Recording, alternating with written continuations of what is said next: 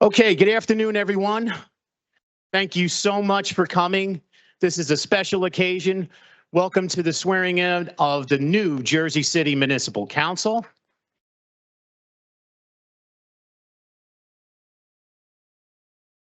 And not to overshadow the Municipal Council, but let's congratulate our 50th mayor of the great city of Jersey City, James Solomon.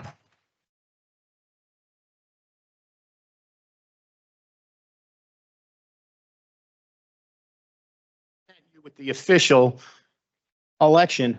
Thank you. Certification of our election and also from the Hudson County Clerk. And I want to steal his thunder, Junior Maldonado. It's a certification from him as well. Fumbling. I want that. Thank you. Congratulations, Mayor. I hand it to you so then you can put it in your. This means it can't be taken back, so I'm excited. I'll be very brief because it's not my day or it's not my event, but just wanted to, first of all, congratulate all the 9 incoming members of the City Council. You guys worked so hard for this moment, so enjoy it. To your families, to your friends who get to celebrate, take great pride in what your son or daughter or friend or cousin or niece has accomplished today, and just, have a blast. So thank you guys so much.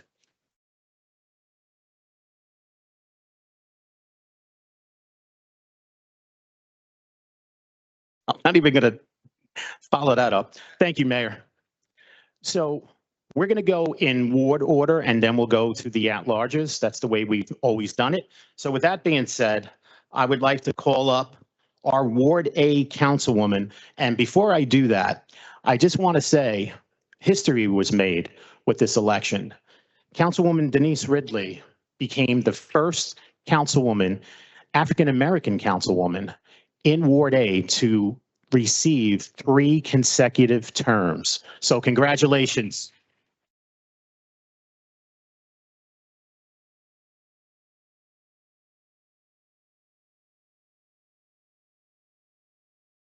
We have the 50th mayor, and then we have a 3-term councilwoman in Ward A.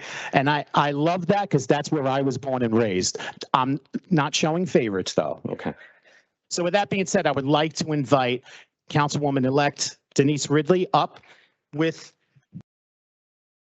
C. Lawrence Crump, the president of the Municipal Council of the great city of Newark.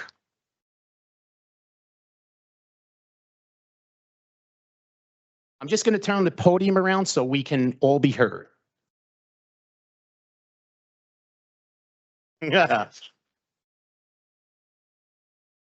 And who was ever holding the Bible? Council.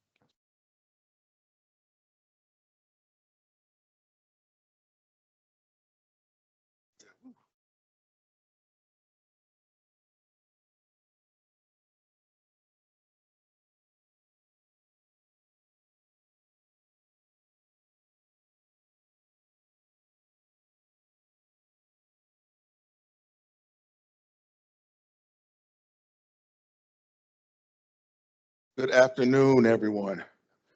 It is a pleasure for me to be here today to administer the oath of office for a wonderful councilwoman, Denise Ridley. And so I shall say, I state your name, do solemnly swear that I will support the Constitution of the United States and the Constitution of the State of New Jersey,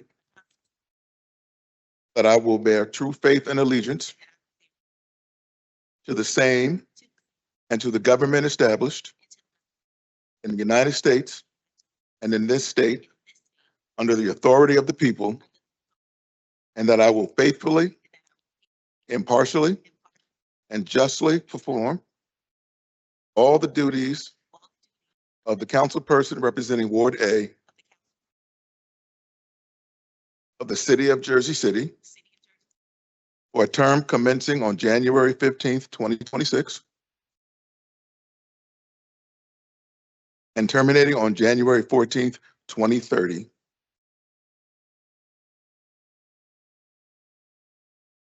Close enough. According to the best of my ability, so help me God. Congratulations.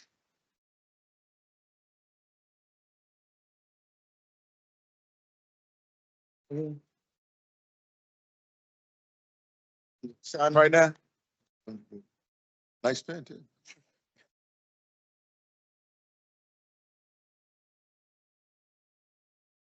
Okay.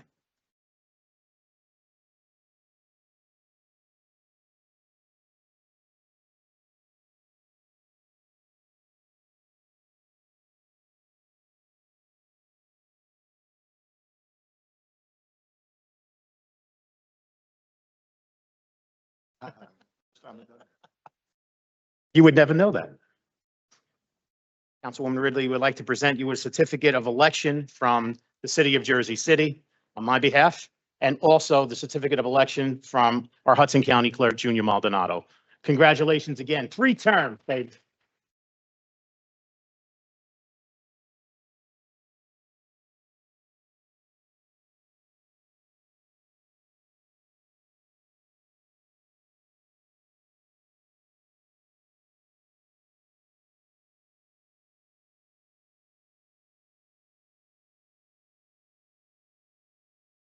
It's a little backwards, but. At this time, I would like to bring up Joel Brooks, councilperson in Ward B.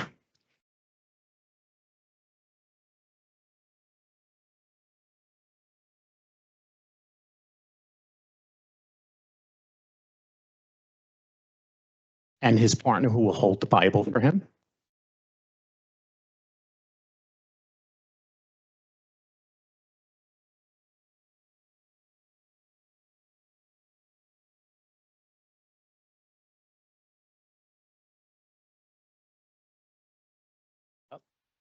You have to meet. I, Joel Brooks, I, Joel Brooks, do solemnly swear do solemnly swear that I will support the Constitution that I'll support the Constitution of the United States of the United States and the Constitution and the Constitution of the State of New Jersey, of the State of New Jersey, and that I will bear true faith and that I will bear true faith and allegiance to the same, and allegiance to the same, to the government established to the government in the United States in the United States and in this state and in this state under the authority of the people, under the authority, and that I will faithfully, and I will faithfully, impartially, impartially, and justly perform and justly all the duties all the duties as councilperson in Ward B as councilperson of the city of Jersey City of the City of Jersey City for a term commencing on January 15th, 2026, for a term commencing on January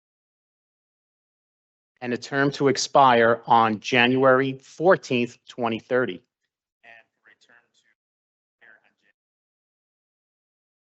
according to the best of my ability. according to the best of my ability. So help me God. So help me God. Congratulations.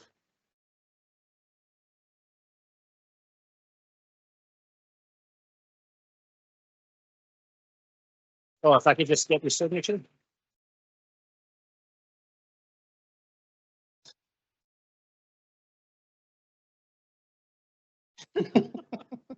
It's your first official act as councilperson in Ward B.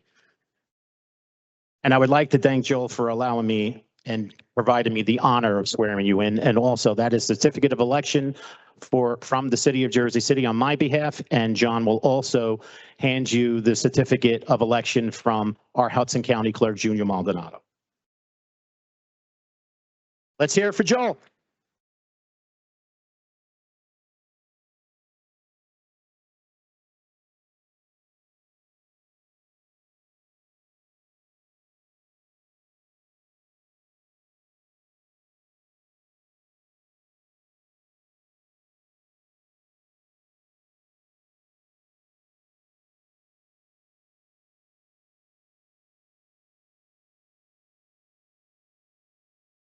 Okay, next, I'd like to bring up Thomas Zuper, our C councilperson.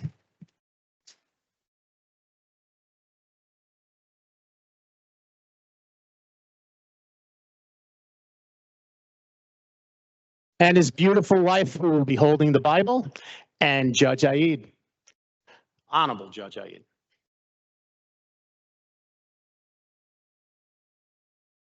Councilman-elect, I want to congratulate you and your family on this momentous occasion, and let's make it official. Let's repeat after me. I, Thomas Zupa, solemnly swear do solemnly swear to support the Constitution that I will of the United States, of the United Constitution of the State of New States Jersey, of the State of New Jersey, that I will bear that I will faith true faith and allegiance and allegiance to the same and to the government and to the government established in established the United in States, the United States in this state, and in this under the authority of the people, that I will faithfully, impartially, in part justly, and just perform all the duties perform of the councilperson of the council person representing Ward C, representing Ward C City of Jersey City, of the city for a term commencing on for a term January 15th, 2026, January 2026 terminating on and terminating January 14th, January 14th, 2030, 2000, and to the best of my ability, according to so help me God. the helping God. Congratulations.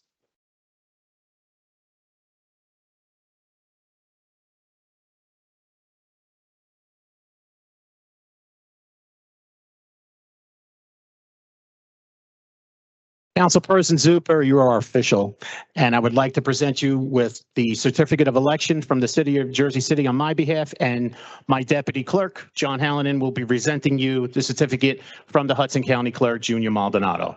Let's hear it for Tom Zuper.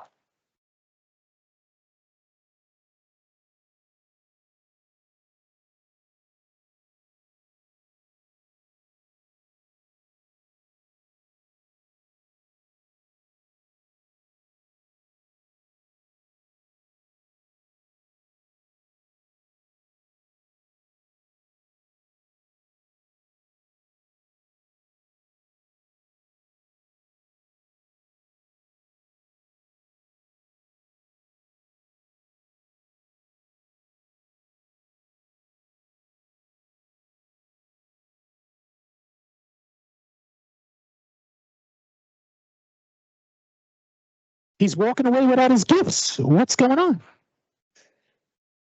Next, I'd like to invite our new Ward D councilperson, Jake Efros.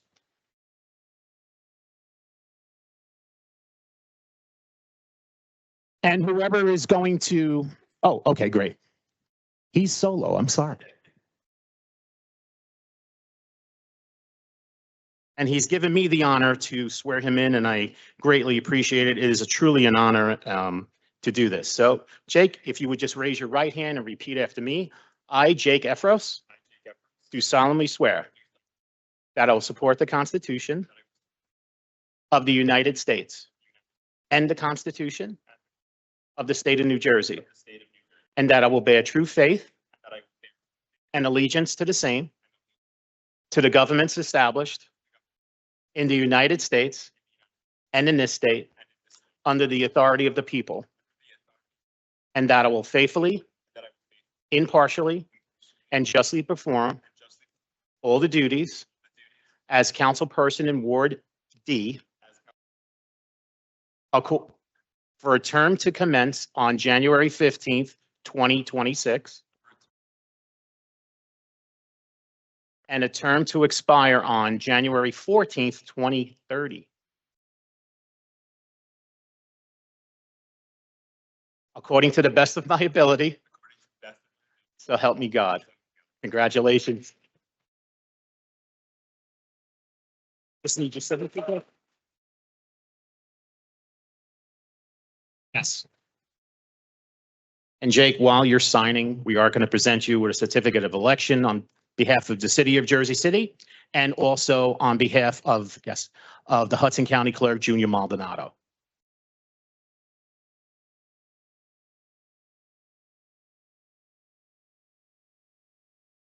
Let's hear it for Jake.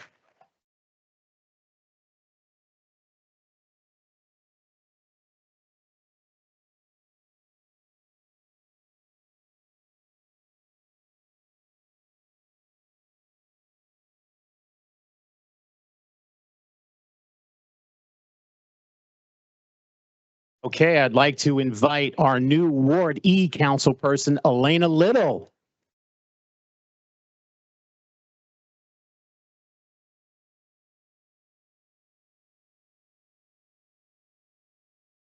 and her fiance, who will hold the Bible for her.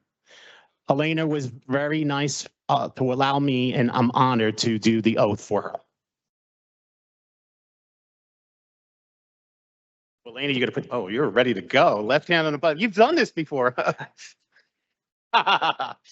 You'll repeat after me. I, Elena Little, do solemnly swear that I'll support the Constitution of the United States and the Constitution of the State of New Jersey, and that I will bear true faith and allegiance to the same, to the governments established in the United States and in this state, under the authority of the people, and that I will faithfully, impartially, and justly perform all the duties as councilperson in Ward E for a term to commence on January 15th, 2026, and a term to expire on January 14th, 2030,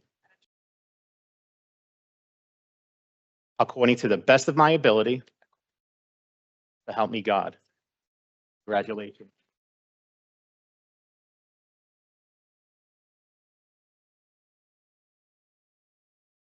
We take your first official act by signing your oath of office.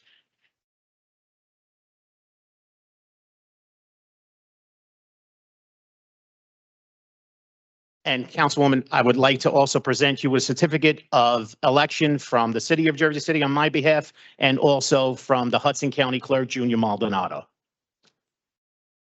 Let's hear it for Elena Little.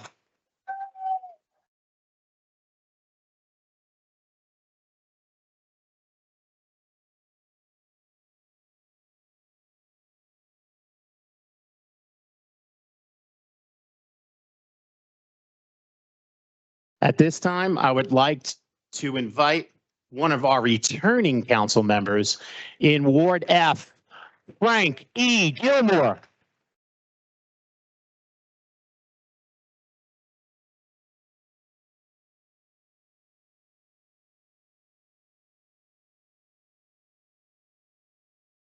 And the Honorable Judge Cynthia Jackson to perform the oath of office.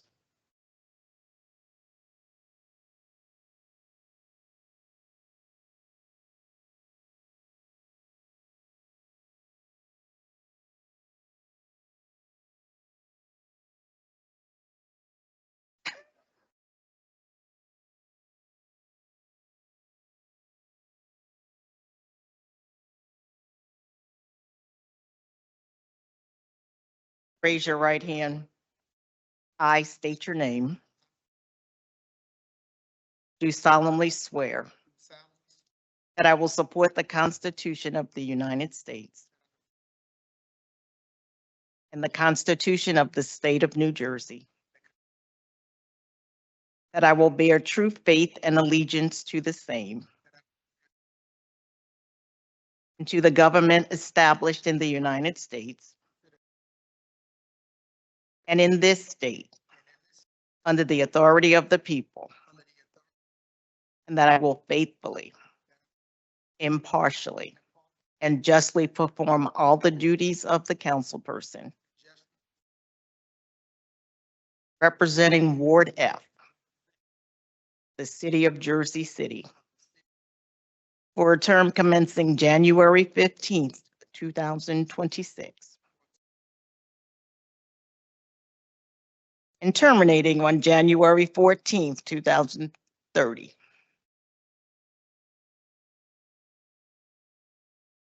According to the best of my ability. So help me God. Congratulations.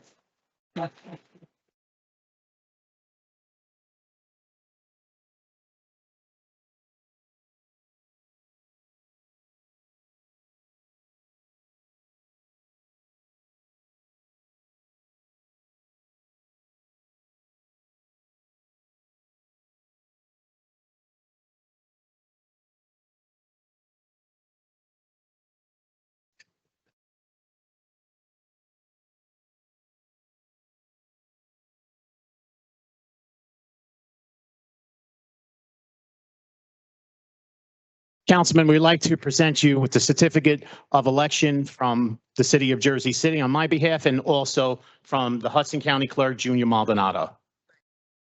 Let's hear it for Frank Educational Gilmore.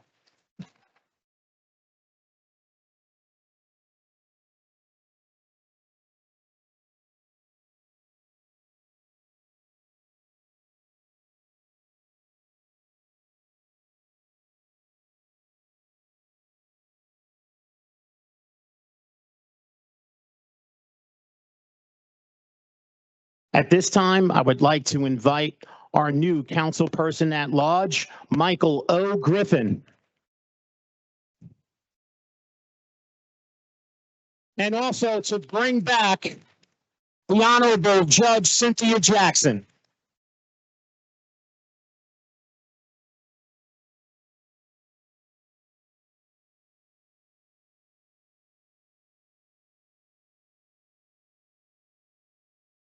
I state your name, I, Michael Oliver Griffin, do solemnly swear do solemnly swear that I will support the Constitution of the United States that I will support the Constitution and the Constitution of the State of New Jersey, and the Constitution of the State of New Jersey, that I will bear true faith and allegiance to the same that I will bear true faith faith and and allegiance to the same, and to the government established in the United and States to the government established in the United States and in this state, and in this state, under the authority of the people, under the authority of the people, and that I will faithfully, and I will faithfully, impartially, impartially, and justly perform all the duties of a council person at large, and justly perform of a to council a council person person at large of the city of Jersey City of the city of Jersey City for a term commencing on January 15th, 2026 for a term commencing January 15th and terminating on January 14th, 2030,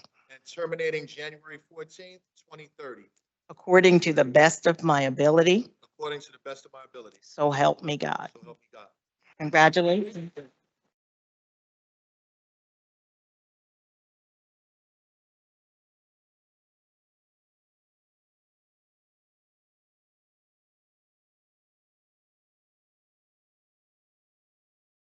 Get my hug first. Yes, ma'am. Thank you. Congratulations.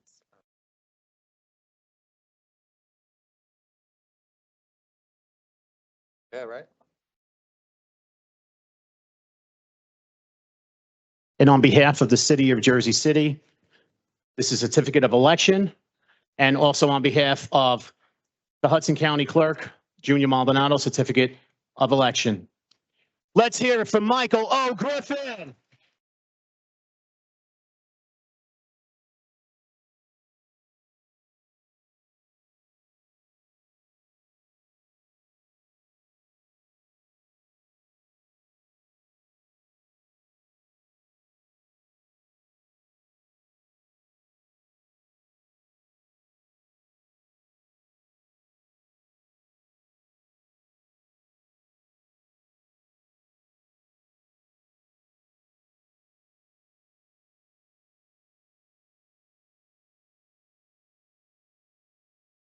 Okay, at this time, I would like to invite our new council person at large and returning again, Rolando R. Labarro Jr.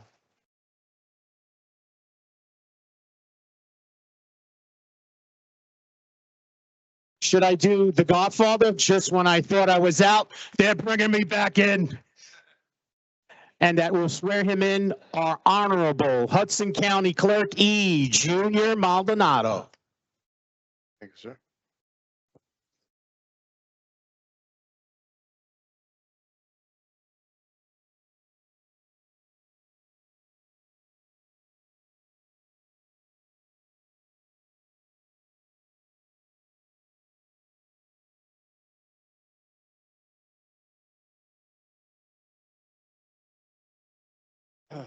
I, Rolando R. Labarro Jr., I, Rolando R. Labarro Jr., do solemnly swear do solemnly swear that I will support that I will support the Constitution of the United States the Constitution of the United States and the Constitution and the Constitution of the State of New Jersey, of the State of New Jersey, and that I will bear true faith bear and allegiance and allegiance to the same, to the same, and to the governments and to the government established in the United States established in the United States and in this state, and in this state, under the authority of the people, under the authority of the people, and that I will faithfully, and that I will faithfully, impartially, impartially, and justly perform and justly perform all the duties of councilperson at large all the duties of councilperson at large at the City of Jersey City at the City of Jersey City for a term commencing for a term commencing January 15th, 2026, January 15th,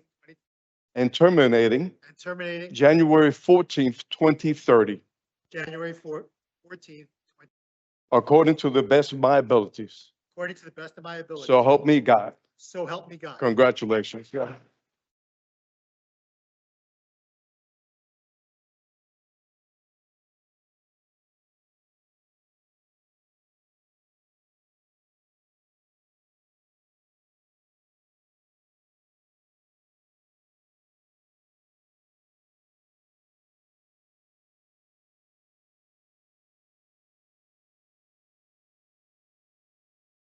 Slippery.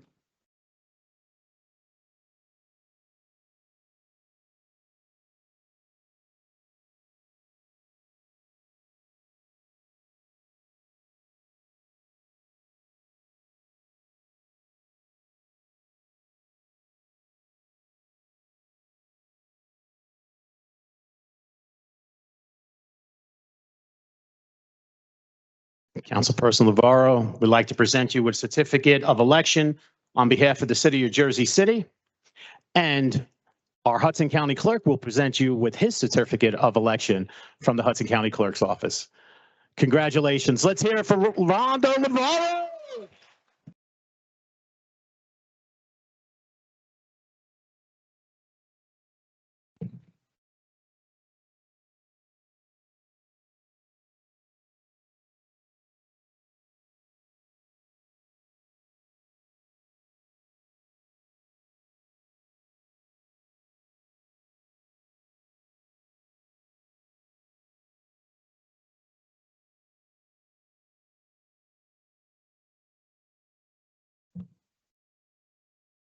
And I would like to invite our new councilperson at large, Matima Singh.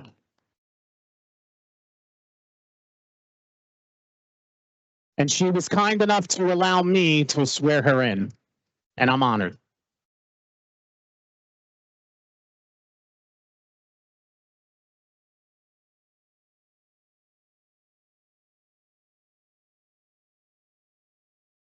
Okay, you're going to put your left hand, raise your right hand, you'll repeat after me. I, Matima Singh, do solemnly swear that I will support the Constitution of the United States and the Constitution of the State of New Jersey,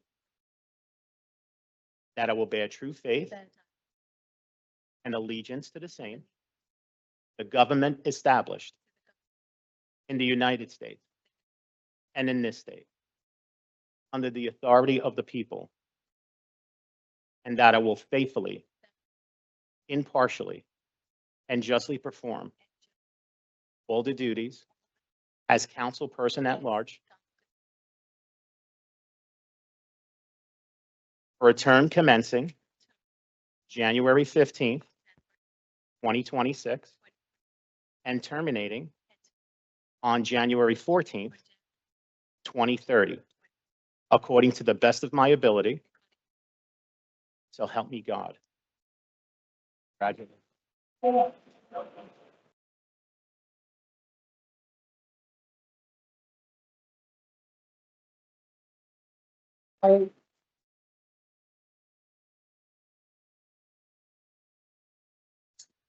On behalf of this City of Jersey City, we'd like to present you with a certificate of election. And on behalf of our Hudson County Clerk, Junior Maldonado, a certificate of election for Hudson County. Let's hear it from Matima Singh.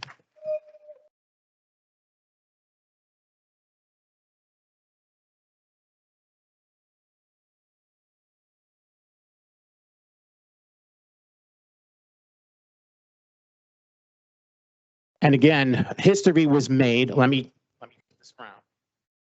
History was also made on election night. We had our first Indian American elected to the city council. A lot of history here. And I'm so happy to be a part of it. I'd like to thank everyone who took the time out to come out and for the council swearing in. Mayor, would you like to make some closing remarks? Not to put him on the spot.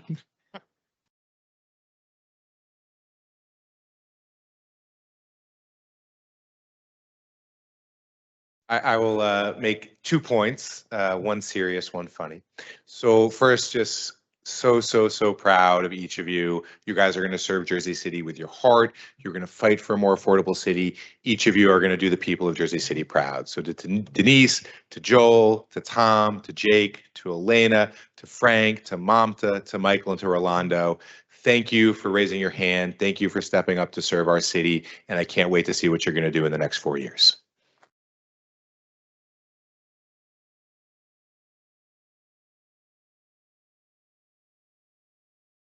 And my second point is in just a few minutes, you all are going to have the great honor of sitting behind me as city councilmen and women at your 4 o'clock council meeting, and I will not be there.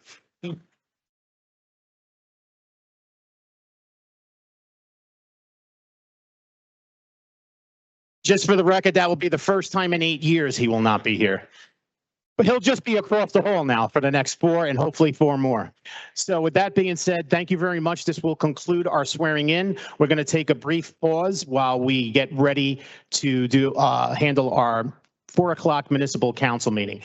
But before we do that, I would love to have all the newly elected council members to come up for a group picture. And if the mayor would like to join them, it would be fantastic. And if they wouldn't mind having their clerk in there, I wouldn't mind having a picture with them either.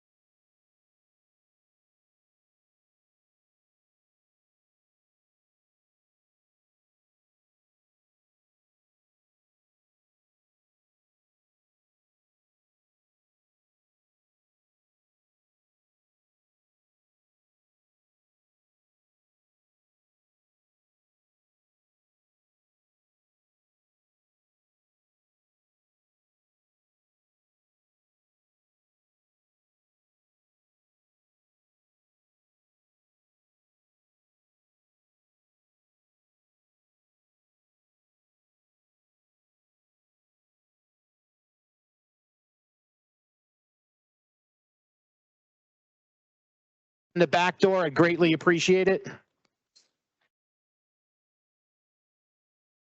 I didn't hear what he said. Don't care.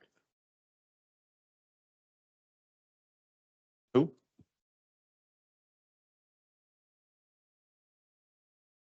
All right, Councilperson Lavaro and Councilperson Little, are we here? Please report to the dais.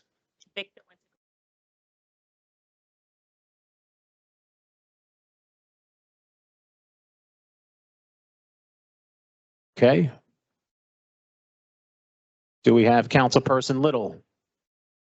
Okay, thank you.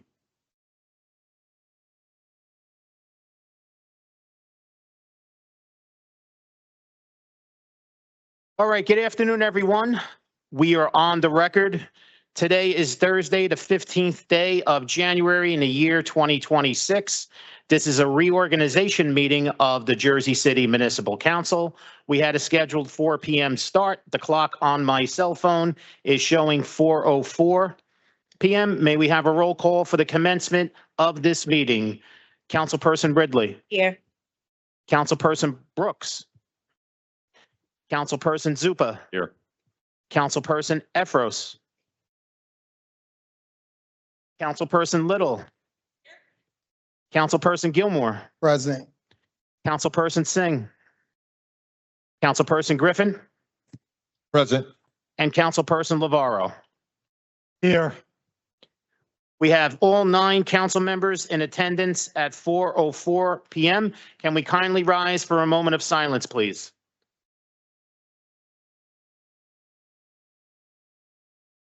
I'd like to dedicate this moment of silence to Thomas Hathaway, nephew of the late, great Robert Byrne, former city clerk.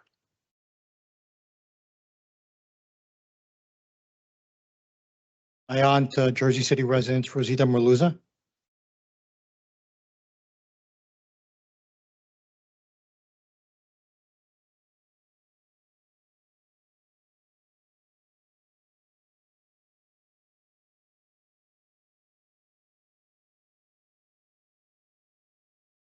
Allegiance to the flag of the United States of America, to the republic for which it stands, one nation, under God, indivisible, with liberty and justice for all.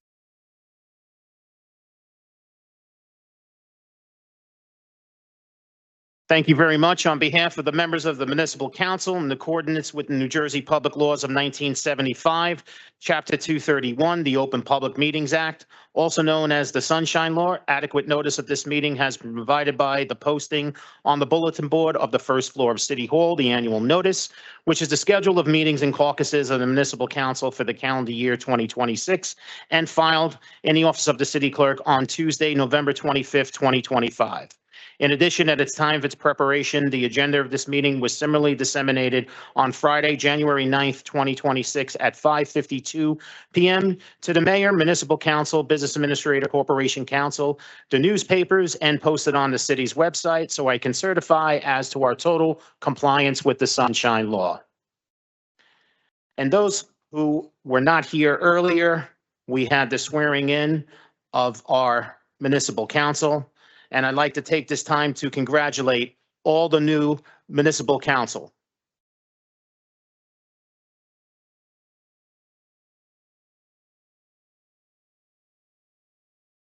With that being said, if any new council member has a question as we're moving through, this is a very light agenda. Please feel free to ask that question. We have no first readings, no second readings. We're going to move right on to our public speakers.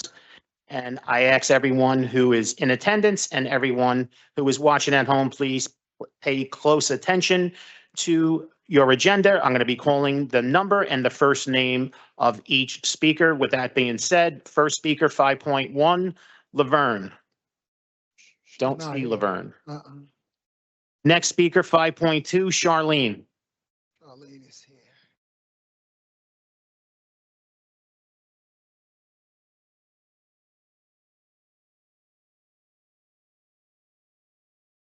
Good afternoon, Charlene Burke, Duncan Avenue. Congratulations to all of you on your positions. that you've won, and I wish you all success in the next 4 years with all your endeavors. I'd like to let you know I am Charlene Burke, the president of the West Side Community Alliance, which is a coalition of neighborhood groups on the west side of Jersey City. I also serve on the Bayfront Committee, and have since the Bayfront Committee was in fact created, and continue to have great interest in all development, not only for Bayfront with affordable housing, but a lot of the development that is taking place on the west side. I'm also the vice president of the Jersey City Parks Coalition. And that is a very near and dear group to my heart because it involves all of the parks in Jersey City, many of them that still need a lot of TLC, even after all the lessons we learned from COVID. So I am here to help any and all of you on any issues with parks. Also, previously, I was the grants administrator for the County of Hudson, managing the grants consultant that worked with all the departments. With that, I have quite a bit of knowledge about where funding is being able to be obtained. Certainly in the past few years, things have changed, but there's still a lot of resources out there that many municipalities and even the county would take advantage of. I worked in shared services. That's another area that you have to think about, sharing opportunities with other municipalities and even the county in order to reduce the costs of the city. So there's a lot of knowledge. What I'm trying to tell you is your residents have a lot of knowledge, and don't always feel that you're up there alone, but actually reach out to your community because there's a lot of experts out there, people who have work in fields that maybe you need some education in.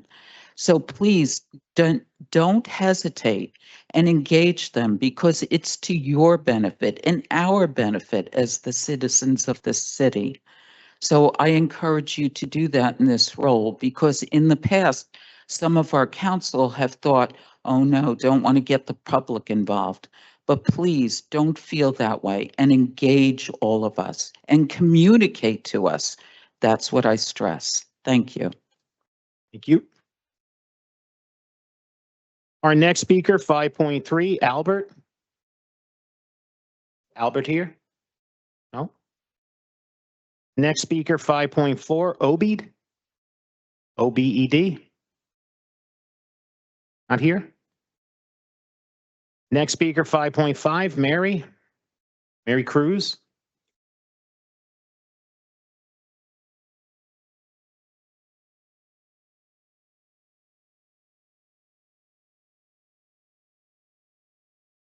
Good afternoon, Council President, council members, and the community. I begin my address to the council with the question, what good is a policy if it's not shared and enforced? I ask this question because there is a no smoking policy that has been designated at the courthouse. A no smoking policy is put into action to protect the people who have illnesses that are affected by cigarette smoke. People who have illnesses such as cancer and asthma that are triggered by a cigarette smoke should not have to request that such a policy be enforced. Out of respect to those who suffer such illnesses, supervisors, administrators, and colleagues should abide by the policy, particularly when they work in a building, the courthouse, which is there to enforce the law, rules, regulations, and policies. I am speaking on behalf of Iris Cordero, my sister, who has double lung cancer. She has worked in the courthouse for 35 years. Ms. Cordero has emailed the court directors, assistant court directors, and human resource director with her concerns about the lack of enforcement of this policy. And how is it affect those that have the illnesses. She has reported the violations, provided names of the individuals who continue to violate the policy, and still it continues. Some signs were posted and some of those signs were removed. Employees continue to smoke in the areas that are designated no smoking areas. My sister has asked if everyone which was notified on non-smoking policies have been told what location or locations are designated non-smoking areas. Has anyone been spoken with when caught violating this policy? This has been going on for over 1 year. The last exchange of emails were January 6, January 8, 2026, from Wendy Rizzoli and Jennifer Durango regarding this matter. I sincerely hope for the health of my sister and other employees with such illnesses that the no smoking policy will be taken seriously. My sister is not asking for special treatment, but asks that when she comes to work without risking her health. She should not go to work thinking that she will be taken from her desk to the hospital bed because those in charge are not enforcing what has been adopted. Thank you for your assistance in this matter. If anyone does their job and abides by the policy, there will be no need for me to come back to address the council. By the way, congratulations, Mr. Sullivan, on becoming the mayor of Jersey City. I know you will do a great job. Start with the Jersey City Board of Education. That would be nice. Thank you. Thank you. Our next speaker, 5.6, Kevin Davis. May I just ask a clarifying question? Sure. Was that the county no smoking policy or the municipal no smoking policy? It was, I'll answer it. I got it, Mary. It was the municipal council. I mean, the municipal Municipal court. courts. At the municipal courthouse? Right, Okay. municipal court. Okay, thank you so much. I want to look into it. Right, next, 5.6, Kevin Davis. Not here. 5.7, Gina. Okay. How about 5.8, Edward? 5.9, Tina. 5.10, David. David Timmons? Oh, there you go.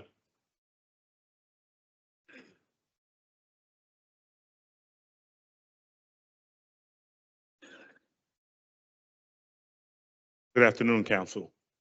It's a pleasure to even speak in front of you guys. Councilman Gilmore, Denise Ridley, I know a few of you here. I'm here to speak about the involvement of minority contractors and what's going on here in the city. I've come to understand the politics and what's going on, and we just like to be included in what's actually going on. So over the course of a few last weeks, I've spoken with a couple of people, and we've got an organization that we're spearheading. It's called the CCA. It's called the Contractors Community Action Association, and we're going to band together so we can get all the contractors vetted and get these guys qualified to be on the jobs. We understand that these jobs are difficult to get on, and we understand all the nuances that needs to be done in order for us to get them qualified. So we want to spearhead that. And I would like to thank Denise Ridley, our councilperson, for assisting us in this process. We're thankful for her. You know, if it wasn't for her, we didn't actually have a plan to address this lack that's going on in our community, because I hear a lot of the help. I do a lot of the takeoffs for our minority contractors, and I understand the lack that we have. I understand, some of the guys are not, privy to the information that's needed for us to even be on these jobs. So I've taken it personal. I said to myself, instead of me coming here and trying to do it on my own, I'm trying to do it for the community I'm from. And that's Jersey City. Regardless of what ward I'm in or what section of town I live in, I think that helping out first and getting our guys qualified should help in the assistance in getting these jobs. I want to thank personally Councilman Gilmore for always taking our calls and letting us know, what we would need to do as a group. I hear a lot from our contractors because they ask me to do all of the takeoffs for all of the jobs around the city. I personally built a $26 million building myself, 460 Grand Street. I used all of minority contractors, Bees Construction, Barnes Construction, every contractor that I knew, and I understand what it takes to get these things done. So I thank you, and again, thank you for your time. Thank you. Richard Green.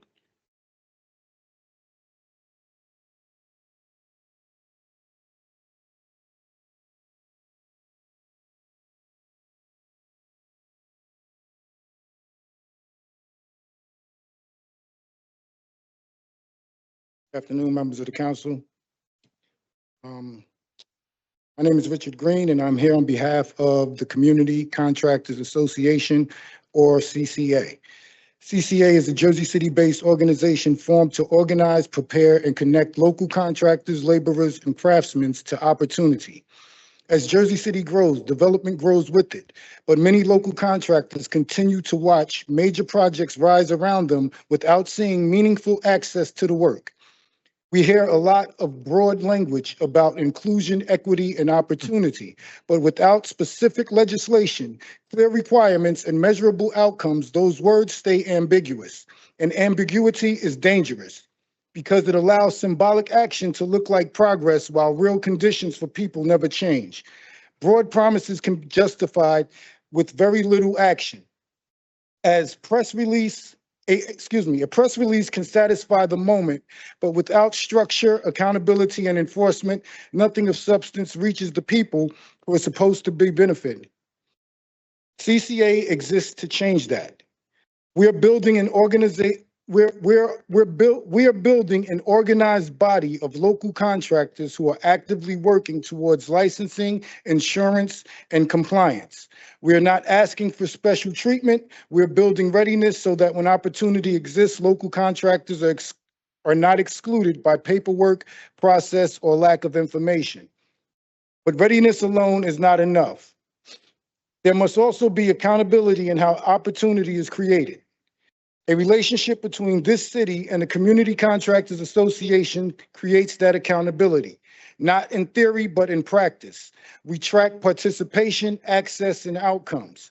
We will be able to say, not emotionally, but factually, whether local contractors are gaining real access to city-supported projects, including these 30-year tax-abated and publicly incentivized developments. We will also pay attention to legislative action because real change does not happen through statements, it happens through policy. We will follow voting records. We will follow proposed ordinances. We will follow whether laws are being written that actually require inclusion and not just encourage it. Our goal is not conflict, our goal is clarity. Clarity in opportunity, clarity in process, and clarity in responsibility. CCA is prepared to work with this city to prepare local contractors, improve access to opportunity, create real accountability, and turn promises into measurable outcomes. We're not asking for favoritism. We are asking for fairness that is written, enforced, and measured. We look forward to building a working relationship with this council and the administration, one that moves beyond broad language and into real results that the people of this city can live with. Thank you. Thank you. I would like to give a copy of this. We'll distribute it. Philip Carrington. Ndeka Muslim. No. Leslie Sherber.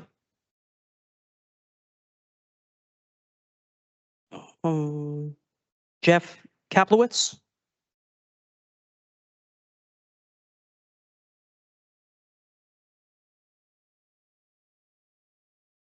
Of Kaplowitz, 56 Cherry Street. I'm the president of Society Hill 1. I serve on the Bayfront Commission, and I'm the chairman of the Cannabis Control Board. Good afternoon.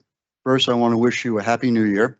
And to those who are reelected and those who are newly elected, I want to congratulate you and wish you all the best in servicing the citizens of Jersey City. I stand before you to ask your vote to make Councilwoman Denise Ridley the council president. I have known her for 8 years, and I can honestly say she has been the best representative for Ward A in my lifetime. Her motto from day one is "We honor the past and we embrace the future." She and her staff have always been available and been very proactive in responding to Ward A residents for their problems and requests. She has been a member of the JCRA and Bayfront boards. She's the only councilperson to usher in a development and a groundbreaking in Jersey City that incorporates 35% affordable housing, from the neediest to workforce housing. She has always been available, not just for her ward, but for the whole city. She listens to residents with their problems and suggestions. Fellow council members who have served with her would state that she is always open to speaking and working with them for their ward issues and for the city. She will not only be a true asset to you, her fellow council members, but all the residents of Jersey City. Honor the past and embrace the future. Once again, I ask you to vote for Councilwoman Ridley as your council president. I thank you. Thank you. Kevin Weller.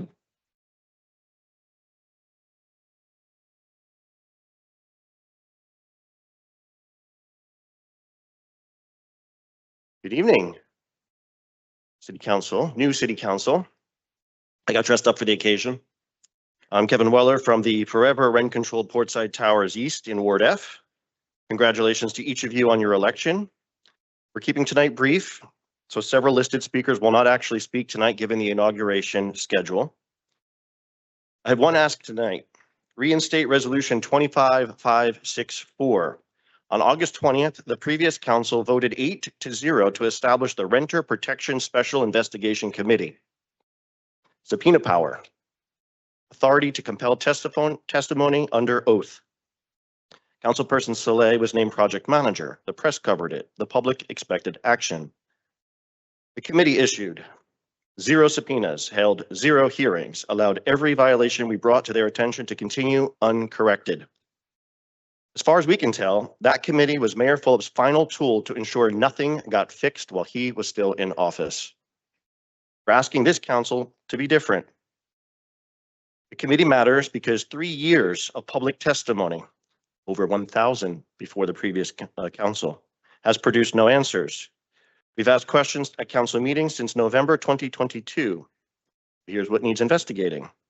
I have the reported same 7 violations in 2 buildings daily for 269 consecutive days, resulted in no enforcement. Why are mandatory minimum fines not being applied? Why did the municipal prosecutor certify compliance when the landlord-tenant office has photographic evidence of ongoing violations? These are legitimate questions. The committee gives you these legal tools to get answers under oath. Now let's talk about money. We have submitted 3,766 individual see-click-fix violations. Each documented, time-stamped, each one part of the public record. The previous council was copied on every daily email with links to every new ticket. As soon as this council has email addresses, you will start receiving them too. I encourage you to find out how many of those 3,700 summonses were issued on a per tenant or per unit per day basis. And if they were not, you have the reason this city is in the financial state it is in. This city has a fiduciary obligation to collect fines for violations. At Portside alone, the maximum accumulated penalty exposure for over 269 days exceeded $1.7 billion. It's not a typo, billion with a B. And the city has collected almost nothing. And if we were to limit just to the mandatory minimum fine, since the new ordinance went live in October, we're still talking over $35 million in uncollected fines, most of which were never summoned. You have a budget crisis, you have a credit downgrade, you have uncollected fines sitting on the table. Mayor Solomon's own ordinance established mandatory minimum penalties. Please see to it they are collected. Thank you. Our next speaker, 5.17, Jess. Thanks. I just Oh, want, I'm sorry. oh, sorry. I just wanted to say thank you. And I think it's a great idea to reinstate that committee and I would be happy to be a part of it. Thank you very much. Likewise. It's getting better. Okay. Our next speaker, 5.17, Jess. Hello, Jessica Rasula, longtime tenant, often speaker here at the council. Good to see you all. First of all, thank you to the outgoing council for all they did and did not accomplish. Congratulations to Mayor Solomon and the entire new council and returning members. Happy to see you guys here tonight and looking forward to what we can accomplish together. I don't have a long speech prepared for tonight because I mostly just wanted to be here and show up to show that we are going to show up. We're going to keep showing up. Tonight's about your inauguration, and after tonight, it's about what we're going to do, what we're going to do together, what you're going to do to return to act on your commitments to your population, your constituents. We continue to have the same violations existing at our building. They affect us. They affect many tenants throughout the city. This is not a ward-specific issue, and your commitment is not to any single ward. It is to the city as a whole, and we will hold you accountable to that. I want to set expectations and reinforce the issues. I'm glad to hear that that you are looking to step up and work with us, and that is what we expect, and we will continue to be here week by week. Thank you. Good luck, and appreciate your service. Thank you. Our next speaker, 5.18, Daniel. Good afternoon. My name is Daniel Feldman, and I'm a resident at Portside Towers, owned by Equity Residential. I've actually given well over 30 speeches to the previous council dating back to February 2024, all of which have concerned ongoing issues involving my landlord. Now, for most of you, it's your first day on the council, so I don't want to overwhelm you too much. That said, over the past 269 consecutive days, us Portside tenants have documented ongoing violations of the Jersey City Code of Ordinances committed by our landlord via both email and see-click-fix, and yet all of these violations continue uninterrupted. For example, we don't have 24/7 uniformed security guards at Portside Towers, despite the fact that Chapter 18, Article 1 of the Jersey City Code of Ordinances states that every owner or agent of an owner of a multiple dwelling of 100 or more dwelling units shall furnish a minimum of 1 uniformed security guard for each residential building. In fact, on September 23rd, this past September, a young woman residing at Portside Towers was traumatized when, while standing in front of Portside Towers East at 155 Washington Street, she realized that there was a man behind her with his pants unzipped, touching himself. He sped away on a scooter, but then came back and hid behind a parked car staring at her. When the police finally arrived, they were not able to find the man, who had since sped off again on his scooter and, as far as I know, is still at large. Now, if we had a uniformed security guard at the time, this incident wouldn't have happened because per NJAC 13:55A, uniformed security guards must be trained in Homeland Security and counterterrorism, communications, and emergency response, theft protection, detention of suspects, first aid and CPR, and more, with continued training every 2 years. Neither a concierge nor a security camera can do any of that. And that's just one example of how our landlord, Equity Residential, has repeatedly violated the law under the previous administration with little to no consequences. Also, under the previous administration, prosecutor Jake Hudnut has dismissed millions in landlord fines by abusing prosecutorial dismissal, allowing Equity Residential to continue to violate the law at the expense of us tenants. This has created a vicious cycle whereby our landlord violates the law, us tenants report the violations, and city prosecutors dismiss or grossly reduce the fines Equity Residential must pay. This selective non-enforcement, in my opinion, also contributes to the city's budgetary issues, as city prosecutors dismiss millions of dollars in potential fines that could offset enforcement costs, fund tenant protections, and support basic city services. When laws are not enforced, tenants lose, bad actors are rewarded, and the city forfeits both accountability and revenue. I look forward to working with this new council to ensure that these ongoing violations committed by Equity Residential are addressed as required by the law. Thank you and congratulations to you all. Our next speaker, 5.19, Connor. 5.20, Marshall. Good evening. My name is Marshall Fight, and I'm a tenant at Portside Towers. This is my first time speaking before City Council. I want to start by acknowledging the newly sworn-in council. With new leadership comes fresh opportunity, and tonight I want to share both hope and clear expectations. Like many residents, I've watched the same issues persist at Portside Towers.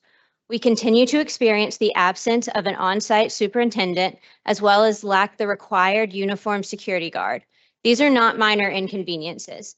They affect resident safety, maintenance response, and our overall quality of life. What's most troubling is that these issues continue despite existing laws and ordinances meant to protect tenants. The problem is not lack of rules, it's lack of enforcement. As a tenant, it's discouraging to see violations go unaddressed. When enforcement is inconsistent or non-existent, it sends a message that tenant protections are optional. With a new council in place, I'm hopeful, but I want to be clear about expectations. We need meaningful enforcement, transparency, and a serious investigation into ongoing violations, not just continued discussion. I'm speaking tonight in support of the Portside Tenant Association and with many residents who simply want laws on the books to be enforced. Thank you for your time, and I look forward to seeing this council take action. Our next speaker, 5.21, Barbara.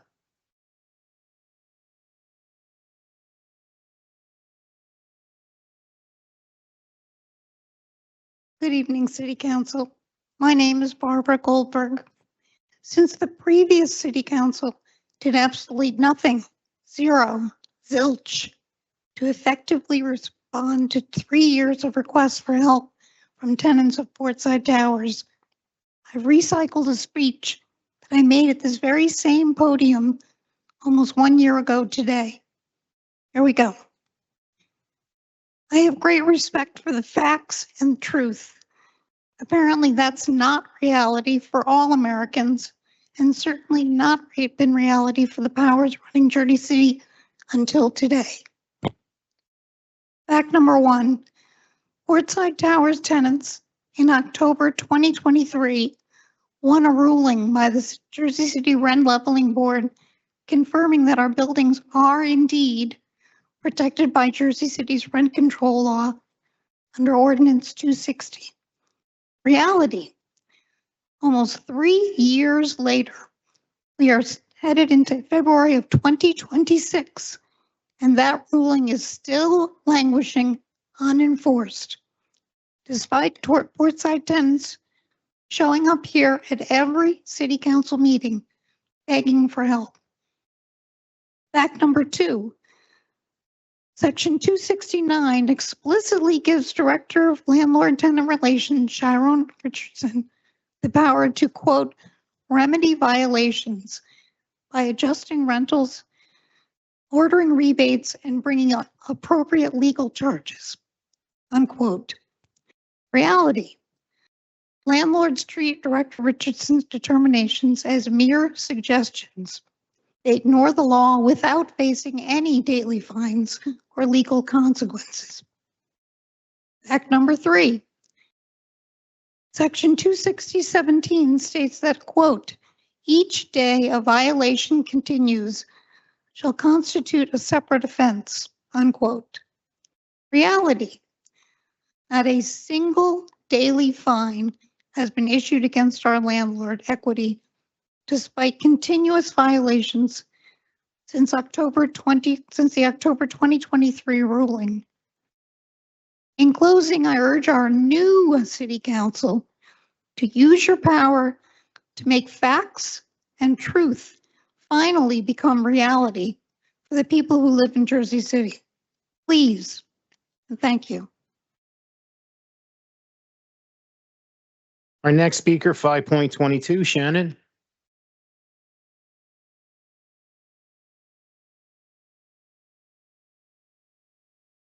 Good evening, City Council. My name is Shannon Ray. For the new City Council members, I would like to enthusiastically welcome you and congratulate you all. My fellow Portside residents and I are thrilled and excited for the future of Jersey City. I would like to tell you a little bit about myself. I am a proud Minnesotan, living most of my life in Minneapolis. But back during the summer of 2020, I needed a break from my beloved home base. As a healthcare worker during a global pandemic, I felt the pull to work where I was needed most, alongside the fear and unknown that gripped us all. I'd recently emerged from a difficult and abusive marriage when shortly thereafter, Minneapolis experienced the unrest following the murder of George Floyd. I love my hometown, but a temporary change seemed vital. I got a job with a travel nurse agency and was placed on assignment for 13 weeks at Jersey City Medical Center. Strangest thing happened. I was enjoying the work so much that I signed a second 13-week contract. And during that time, I felt this mysterious truth, the creeping realization that this was my new home. By the end of that second contract, I was recruited by JCMC into a management position, and surprising pretty much everyone in my life, mostly me, I moved here permanently. I rented a 1-bedroom at a little place called the Portside Towers. The next big surprise was joining the fight for justice with my new neighbors. I learned a lot about city government, tenant rights, local politics, and myself. So now 3 years later, I stand more committed than ever. My home and my neighbors mean everything to me because I had to fight really hard for the peace that I get when I look out my window and see the Statue of Liberty. I am not at all afraid of the fight. I've won awards in my career. I've raised 2 beautiful kids who are now extraordinary adults. I've built a life I am fiercely proud of. I really look forward to working with you. I heard many of you vow to protect tenant rights during your campaigns. Now is your chance to bring those individual promises together into one united council so we can finally ensure justice for the over 70% of Jersey City residents who rent their homes. I can't wait to see what we can do together. Thanks. Our next speaker, 5.23, Joel. Thank you. 5.24, Susan.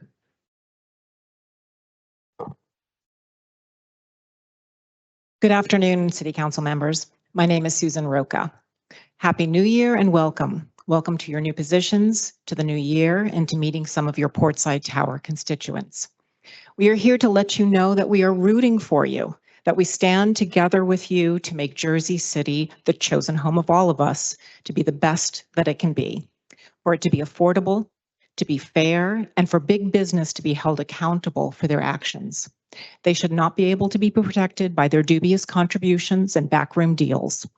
We are looking to each of you to represent the best city, Jersey City, and listen, support, and engage with its citizens to raise the city to a higher standard of living for everyone. You will see Portside residents at every council meeting this year, as did the last council for the last 3 years. You hear our grievances meeting after meeting, not because we want to complain, but because we want, expect, and deserve change. Change that is within your power to make, support, and most importantly, enact. You were voted in because Jersey City residents believed in you, believed that you are here because you love this city as much as we do. It's not only where we live, but it's where we shop, where we dine, where we raise our kids and support our neighbors. But the recent growth of this city cannot and should not be second to the people who populate it. And the LLCs who run the management of our buildings should not be able to run the residents out of their homes because of illegal and astronomical rent hikes. It's in your power to hold them accountable. So yes, it's about the fact that Equity Residential does not provide the mandatory live-in superintendent or the mandatory 24/7 guard, and that Equity has not paid their many fines levied against them. But it's more than that. It's about the fact that we stand before you united as Jersey City residents, asking, needing, and expecting what you promised during your campaigns to help the citizens of Jersey City make this a better place for everyone. Thank you. Our next speaker, 5.25, Jesus. Thank you. Next, 5.26, Tara. Thank you. Next, 5.27, Mark. Thank you. 5.28, Brendan. He's not? Okay, thank you. 5.29, Jessica. Thank you. 5.30, Carol. Thank you. 5.31, Ezekiel. 5.32, Michelle, you are definitely here. Yes. I put on my sparkles for you. All right. Hi, good afternoon. I'm Michelle Hirsch, president of the Portside Towers West Tenant Association, elected JCDC F32 committee member, JCDC co-chair of the subcommittee on civic engagement, 2024 Ward F Extraordinary Woman of the Year for tenant advocacy, and James Solomon Civic Association 2025 Co-Advocate of the Year with Kevin. And to this day, I continue to be a tenant advocate for all tenants of Jersey City and beyond. Tenants from all wards, including us Portsiders, have built a public library of evidence documenting violations, broken promises, and the willful non-enforcement of the previous council. I have confidence that Mayor Solomon will lead you with integrity so the Fulop administration monkey business comes to an immediate end. Over the past 3 years that I've spoken at these meetings, sometimes I've started with a word of the day, with the old administration words such as stooge, corrupt, or obfuscate. But tonight or this afternoon, my word is renaissance, a revival, a new beginning, a period of renewed growth after a time of decline. I hope the new dawn of the Solomon administration brings these 3 items. Number 1, first, clean house. The Fulop administration left behind a mess of financial irregularities, dismissed fines, and buried violations. For example, just last week, I watched Municipal Assistant Prosecutor Vishnu Cameron flagrantly misrepresent the city's rent control law to a judge. And of course, as always, it was in our landlord's favor. From the Municipal Prosecutor's Office to the Office of Landlord-Tenant Relations to the Finance Office whistleblower victims who the city silenced with taxpayer money, you have both the authority and the obligation to investigate. Understand and use your Faulkner Act powers as the tool of accountability it was designed to be. Second, get your own counsel. The Corporation Counsel's office has historically served the administration's interests, not those of the council's. Independent legal advice will protect you. Third, stay who you are, please. The city wears down good people. Always be true to your moral compass. Remember why you ran. Protect the people who voted you into office. May your tenure be marked by courage, transparency, and an unwavering commitment to the people of Jersey City. Please be the change that we need. Let's get some good work done. Thank you and all the best. On. Yes, Council. Before we continue, I'll just make some brief remarks, if I may. So I wasn't intending to speak. Thank you all for coming out tonight. When I was off the council, inspired by your movement and all the work that you've done to advocate for tenants and to fight for affordability here in Jersey City. For my part, sitting at this dais, I answered the call, and I will say, I will also echo what my council colleague said. Let's just reinstate that committee. I'd like to also be on that committee and to be able to employ our investigative powers to its fullest extent and to be able to fight for and defend the people of Jersey City and the Portside Tower residents.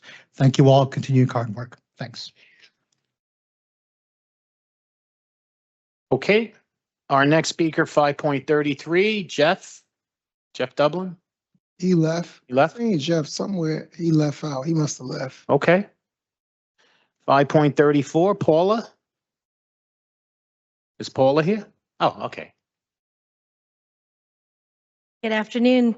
My name is Paula Mahayosan, president of the Jersey City Parks Coalition. First of all, I'd like to congratulate all of you, and the Parks Coalition looks forward to collaborating in the future. I would like to raise with the council that the Jersey City Parks Coalition has a memorandum of understanding between the city and ourselves. And under that memorandum of understanding, there's an open line of communications to talk about open space, park space, and historic landmarks. Tonight, I'm here to talk about Resolution 2608 06, the resolution adopting the calendar year 2026 temporary budget. From my financial background, I understand the challenges in putting together a budget. I'm not here to talk about those challenges. I'm here to just make note of one specific FCOA reference number, and it's related to Veteran Affairs, and that's number 27338. Under the proposed budget, the Veteran Affairs salary and wages is listed at $60,000. Compared to previous budget, it was a six-figure salary and wages. The Veteran Affairs operating expense, as of last night, under the temporary budget, it was $30,000. In 24 hours, it's been listed as $5,000 decrease down to $25,000.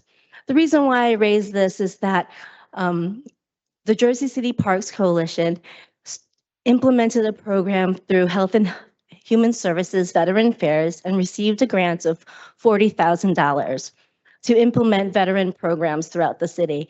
In 1 year, we spent $41,750 based on charitable donations, grants through Health and Human Services, and many hours, volunteer hours through our residents.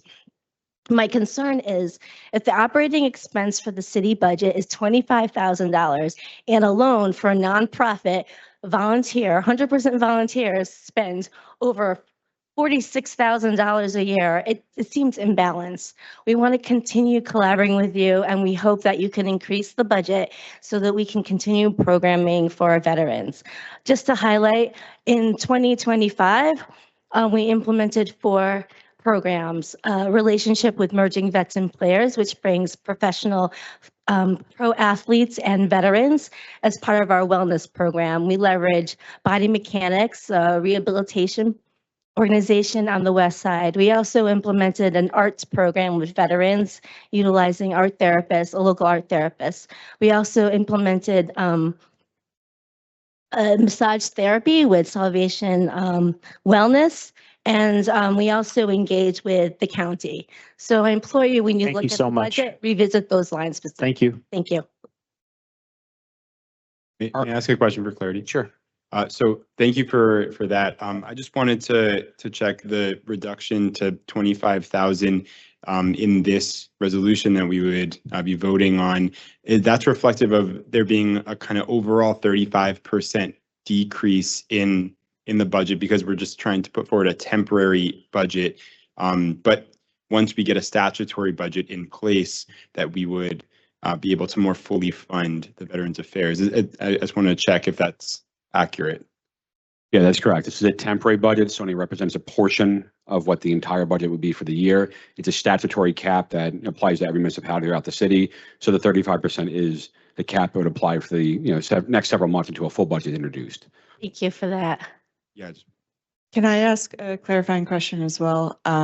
So you were on the website and you saw this number change over the past 24 hours, From my understanding, I said it was 30,000 under operating expense and it's now 25, unless I'm reading it wrong, but it's 20. Is that accurate? No changes were, made that I know of. The clerk can confirm that he's the one that uploads and he didn't make any changes either. Yes, there was no, I don't know when you look at it first and then when was the last time you look at it? Because I the just number, printed it this afternoon and it's 25, unless I misread it. It could. There were no changes made. yeah, there was. Any of the it's resolutions. So it's the same 20. exact. It's the Okay. same exact document. And again, it's a temporary budget. It's a work in progress. Understood. Thank you for consideration. Of course. I'm more concerned of ensuring those proper operating expenses against Understood. the city. Thank you. Thank you. Thank you. And our last speaker for the night, 5.35, Eve. It's right there.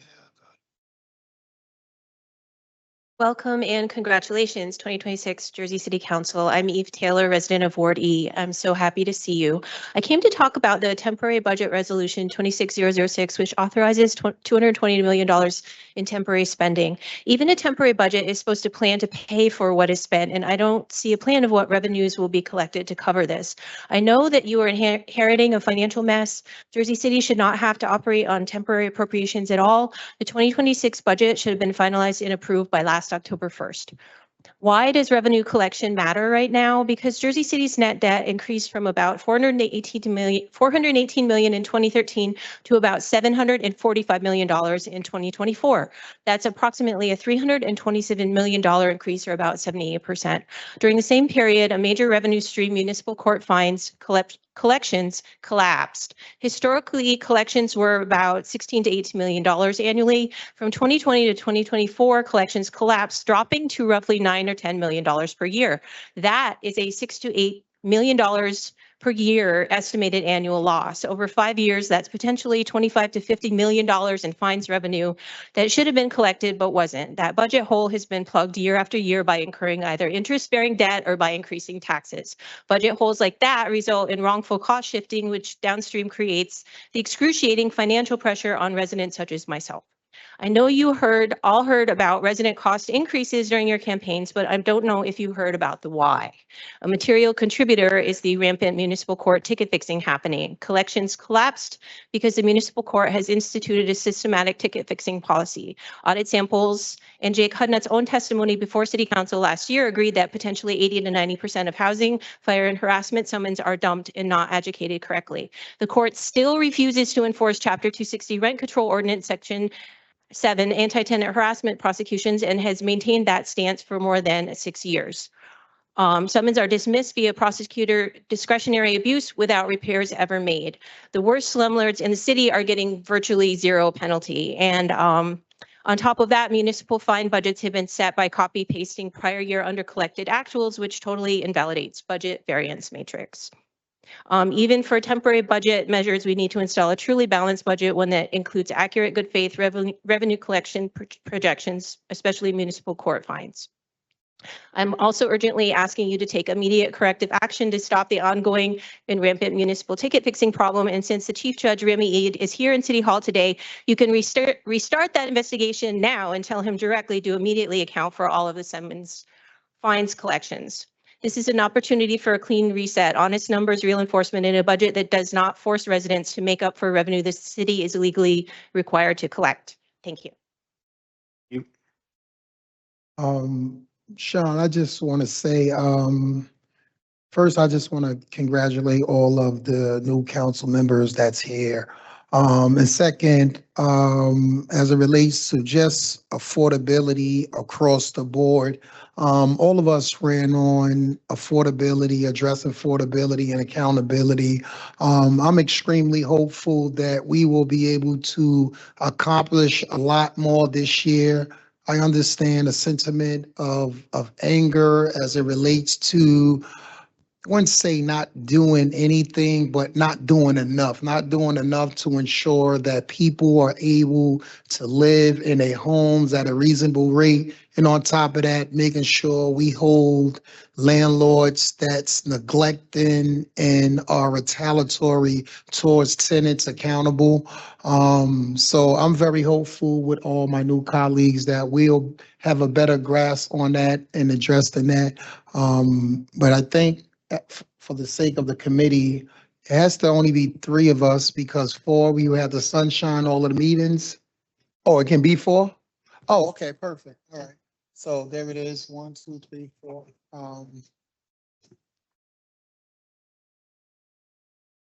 Okay, so there it is 4.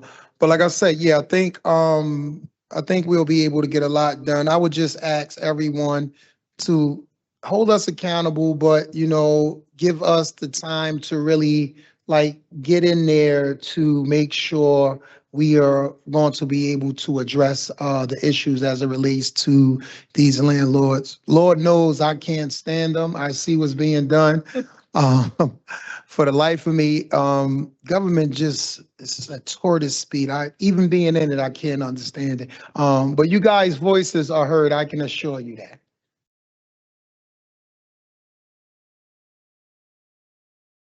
All right, council members, especially for the new council members that are newly elected, we are now at our petitions and communications. These are communications or petitions that were filed in my office prior to the council meeting occurring. So what we do is we list them, and if any council member has a question or would like a copy of any of these petition and communications, you can just send a request to me, and I will provide that copy for you in advance when you guys are all set up with your emails and you receive the agenda electronically. I did try to do that for you guys. I used your emails that I had for the election purposes to make sure you guys all had an advance copy of the agenda. So with that being said, I'm going to run through the petitions and communications items 6.1 through 6.30. Any questions or comments on any of the petitions and communications?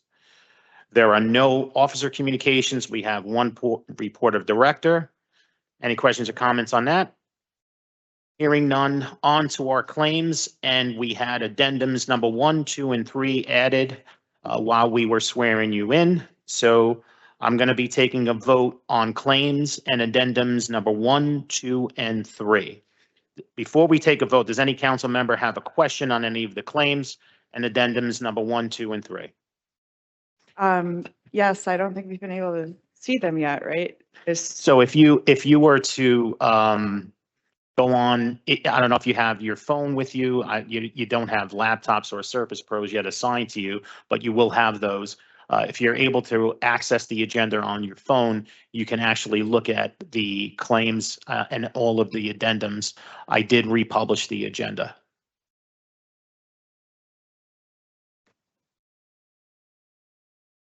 So with the, Sean? yes. Just a quick question for clarification. So these claims represent bills that have not been paid since the last council meeting. Is that correct? That is correct. And it's some of the bills that were left over from the prior administration. And if I stand corrected, please let one of the budget people come up and speak or address the council.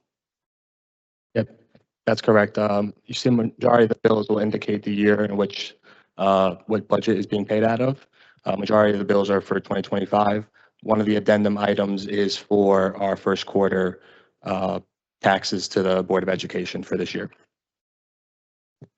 Thank you.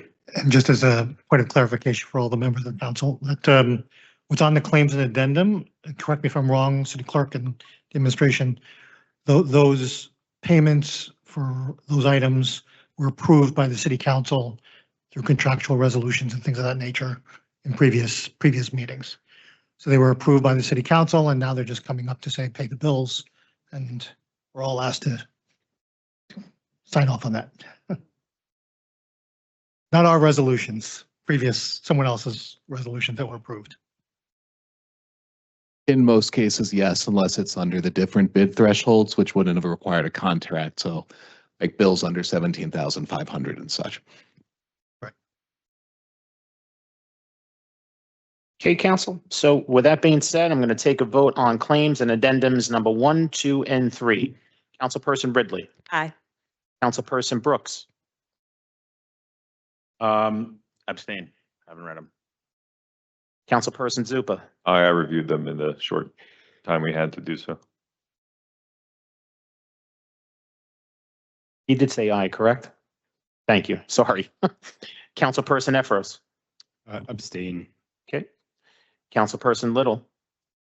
Aye. Councilperson Gilmore. Aye. Councilperson Singh. Councilperson Griffin. Aye. And Councilperson Lavaro. Aye.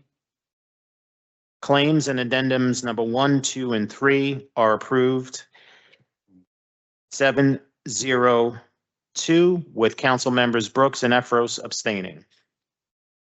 On to our resolution. So council members, normally I would take a vote on resolutions from 10.1 to 10.5, but because we have special resolutions in the beginning of the meeting, first being a resolution appointing a council member as council president.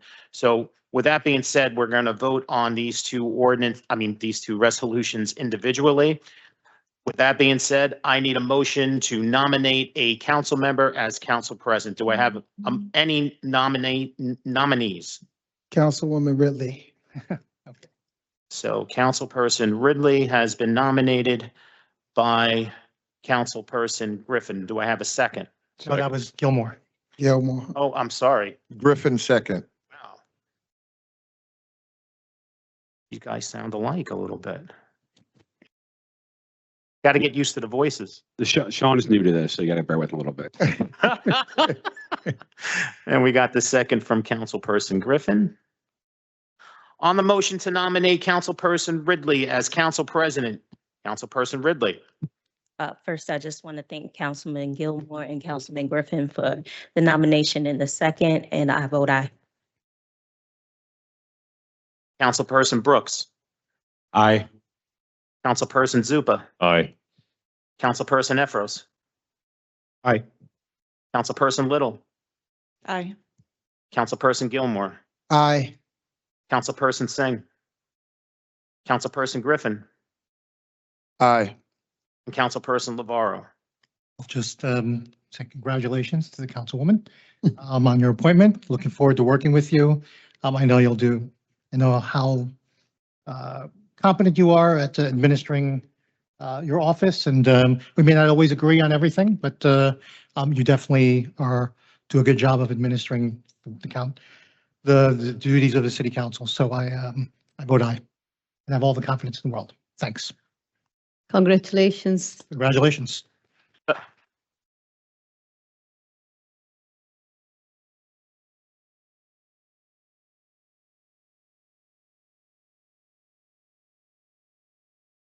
Feeling your thunder. I know. We're going to have to do that one more time. So this was just to nominate. Oh. It was a motion to nominate. I don't know if you heard me, but it was a motion to nominate. So we'll do it again. No worries. My fault. No worries. Oh, no, wait. Okay, all right. All right. You should have interrupted me, Sean. It's okay. It's okay. So with that being said, item 10.1, City Resolution 26-004, a resolution appointing Councilperson Denise Ridley as council president. Councilperson Ridley. Since we informally took the vote, I just want to thank my council colleagues for, their confidence in me. And hopefully the vote goes the same way. And so I just really appreciate it. And I'll make more comments after, but I vote aye. Thank you. Councilperson Brooks. Aye. Councilperson Zupa. Congratulations, Council President Denise Ridley. Aye. Councilperson Efros. Congratulations. Aye. Councilperson Little. Congratulations. Aye. Councilperson Gilmore. Congratulations. I vote aye. Councilperson Singh. Aye, and congratulations, Council President. Councilperson Griffin. Aye, and congratulations. And Councilperson Lavaro. Stop stealing my thunder. No, I'm I okay. know. No speech here, just congratulations. I'm looking forward to working with you. I vote aye, and I'm clearing out the space for you right now.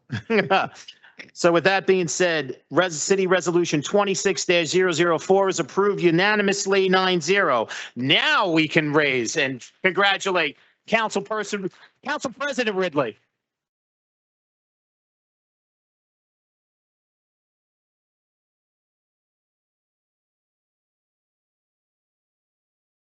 Council President Ridley, if you'd like to take your seat and switch your seat with one of the at-larges, and Councilperson Lavaro has volunteered.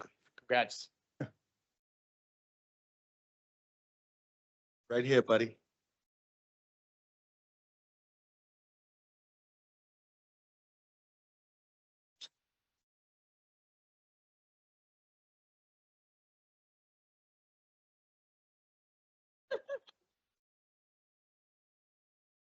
Well, Yes. Yeah. once you Yeah, it's move, permanent. you're there. It doesn't mean I'm going to call you first. Yes. Just make sure your mic is on too. I don't want to steal your thunder now.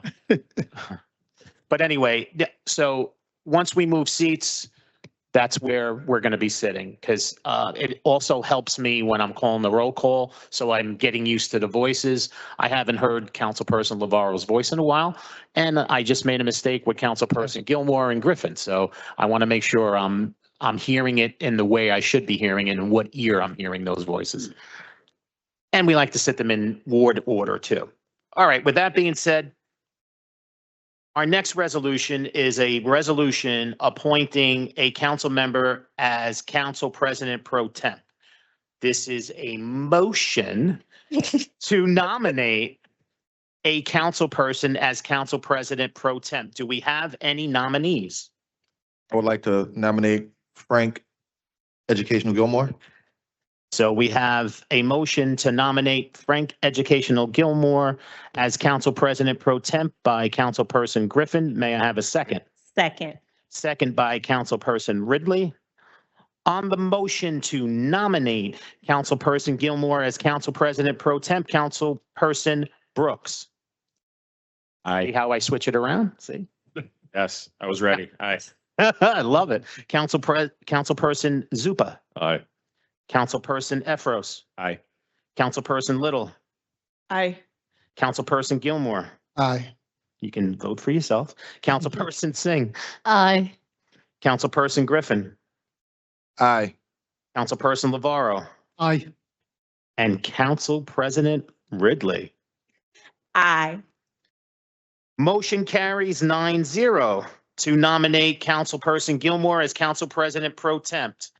For now, the official resolution, item 10.2, City Resolution 26-005, a resolution appointing Frank Educational Gilmore as council president pro temp. Councilperson Brooks. Aye. Councilperson Zupa. Congratulations. Aye. Councilperson Efros. Congratulations. Aye. Councilperson Little. Aye, and congratulations. Councilperson Gilmore. Thank you. I vote aye. Councilperson Singh. Councilperson Griffin. I just want to take this time to say how proud I am of Frank. You know, for many of you who don't know, we actually grew up in the same community. We came up together. And, you know, we've been stuck to the hip for a long time. So, you know, I'm a proud parent today. Aye. Councilperson Lavaro. Congratulations, Councilman. I vote aye. Council President Ridley, it seems like your son is not too happy about you being council president. I'm just joking. I'm just joking. All these long nights, mommy. I want to say congratulations to Councilman Gilmore, and I look forward to working together. With that, I vote aye. City Resolution 26-005 is approved unanimously 9-0. Congratulations, Frank Educational Gilmore.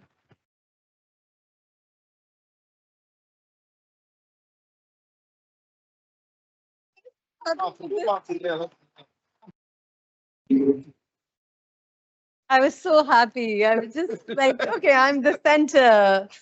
Oh, you are the center. Yeah, always. Let me say this. That's the good luck.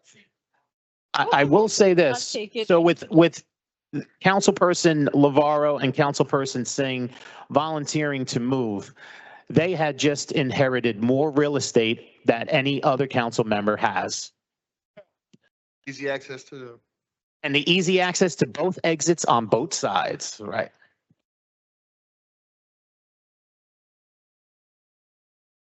And I have to have eyes in the back of my head to see if they're leaving or not. But anyway, so like I was explaining earlier, council members, I usually take a vote on all of the resolutions, the balance of the resolutions.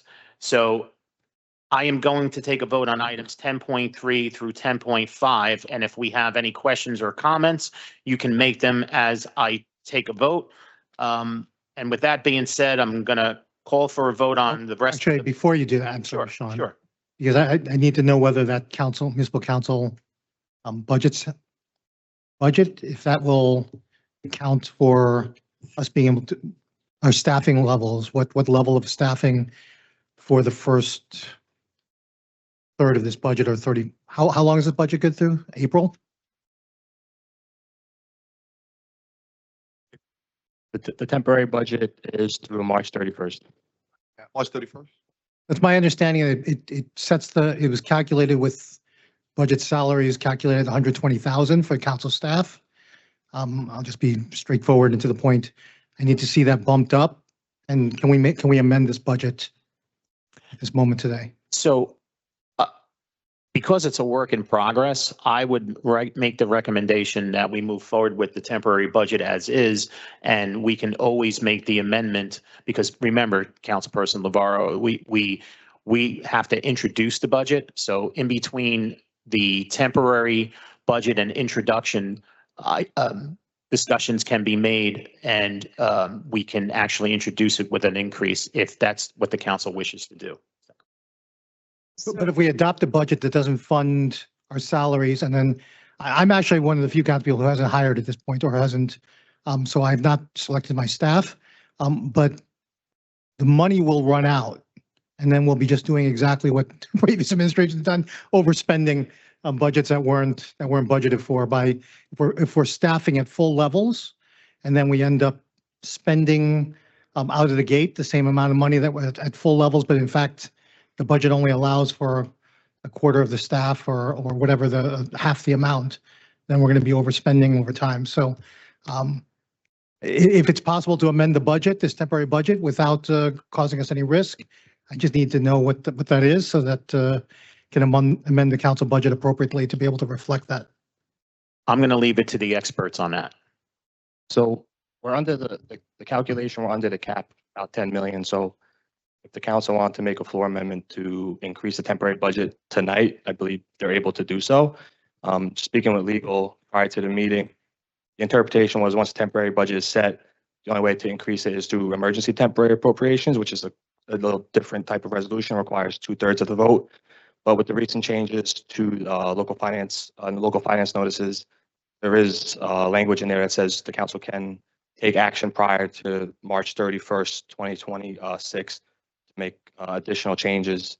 So it's whether the council wants to do it today, or I guess any council meeting prior to March 31st. Can I ask a follow-up? So if we have an emergency temporary appropriation, that would be a resolution with one reading? That's correct. But I'm sorry, Kyle, I don't mean to steal your thunder, but the resolution would require 6 votes from the municipal council to be approved. So, but we could introduce that at the next council meeting in order to address if there's a shortfall. That has been the past practice. Typically, those haven't taken place until after the statutory period has ended when the budget is supposed to be adopted. We've had issues in the past where the budget process has spilled into September, right? And we've had to do emergency appropriation.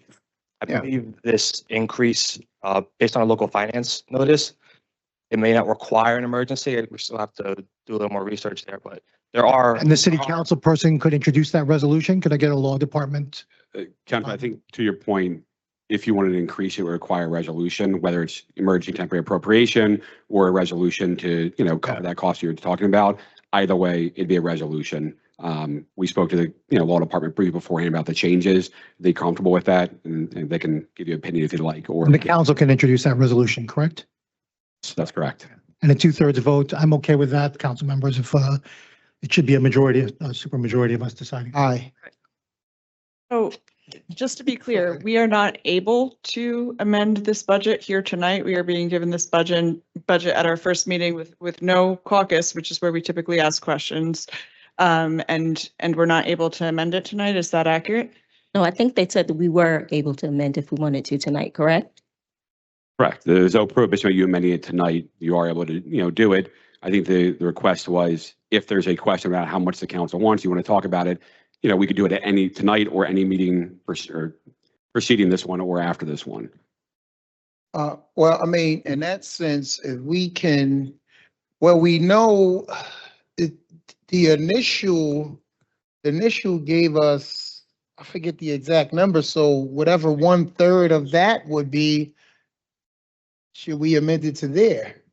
So I'm just going to make a suggestion for the council. Instead of going back and forth with, possibilities, I think if we were to move forward with the temporary budget tonight, and then we can have at the next regular council meeting, which would be January 28th, we'll have a caucus on January 26th. That can be the time to present an amendment where you guys can vote on it and where you would have to have 6 votes if it's an emergency temporary appropriation. It's just a suggestion. I mean, if you guys want to do something tonight, that's totally I'm up to okay you. with that. Personally, for me, I just Yeah. really want to, not time. sorry. I'm sorry, go ahead. I just really want to express my dissatisfaction with this process. And I know part of it is because the council used to be sworn in on January 1st, and then we would be able to review the temporary budget and, sink our teeth into it and then pass it in the mid-January meeting. That no longer happens, and this is a state law that the council is now sworn in on January 15th.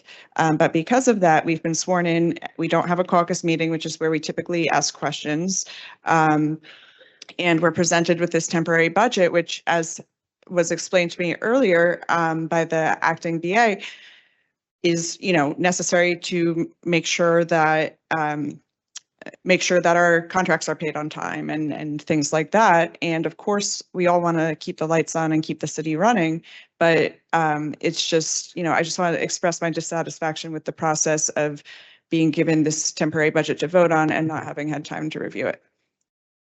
Well, I would interject and make the suggestion that everyone will make sure everybody has the council budget so that we can review it and we can have a definite amount for when we do that amendment, because I know it's a little difficult for council people right now to decide what that number is to make the amendment. And then we can bring it back at the following meeting. Yeah, I would just like to echo Councilwoman Little's points here. It's a little frustrating just because it does seem we're locked into voting on this right now. I just like to get clarity on what kind of payment failures there would be in the next weeks if we were to delay this vote until we have that more time to really go through everything. How catastrophic in terms of like staffing and the lights being on, so to speak. As I explained to Councilwoman Little earlier, personnel and payroll is processing regardless if you have a temporary budget instead in place. So the city is technically operating at with a deficit until the temporary budget is allocated for salaries and wages. Again, we're going to make our debt service payments and all of our statutory payments on time, but it's bad practice to not have a budget in place. As far as other contracts and bigger ticket items like health insurance and just general operations, we need to establish a temporary budget for every department to start preparing their contracts and coming to council to get approval. And they can't do that until the budget's set in place, right? So we may be allocating like $100,000 to a certain office. They're not technically authorized to spend that full amount because some of that is required to come to council for, extension of a contract, renewals, carryover balances from prior contracts. So they can't really do anything until that budget is set in place. Thank you. What's the amount in there now? What's the actual amount? So the total budget,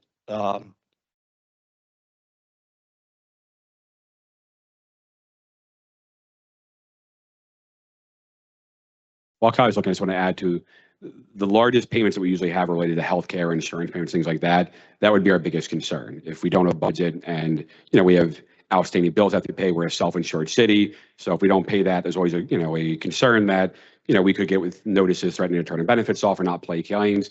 That's where the emergency that we want to, not emergency, that's where the issue that we want to make sure we're fully funded and make sure we have some kind of operating budget just to make sure those payments can go on time. yeah, the total allocation proposed right now is 220 million. That is No, just for the sake of the council aides, what's that number? so it's just with the advisement from the BA, I was advised 120,000 per council member. 120 for the 4 months? For Oh, annually, the whole, okay. And just for the record, this is 120,000 for our council aides salaries. So Yes. all the aides we would. The whole hire. office, yeah. we have 4 aides, they're making 30,000 each. Full-time aides up to 60. Right. Again, this is not my decision makes. Okay. No, if I could, quick question. So that reflects 20-123. Is that Municipal Council's Office -SW? Is that the line? Correct. So that should be for the council president, council members. Like I said, the 2 full-time aides at 60,000, and I believe there's 1 civilian employee on the budget as well. Okay, thank you. Just for the record, for the public, the $300,000 is the maximum that the state would allow Jersey City for each of our council offices. So that would be a maximum of 4 full-time aides at $75,000 a year, or 8 part-time at half of that, or some combination thereof. And we, each of our council offices are not able to fully staff at this yet until we fully meet our constituents' needs until we staff at this level and budget for this level. So I just want to make that clear about the discussion we're having.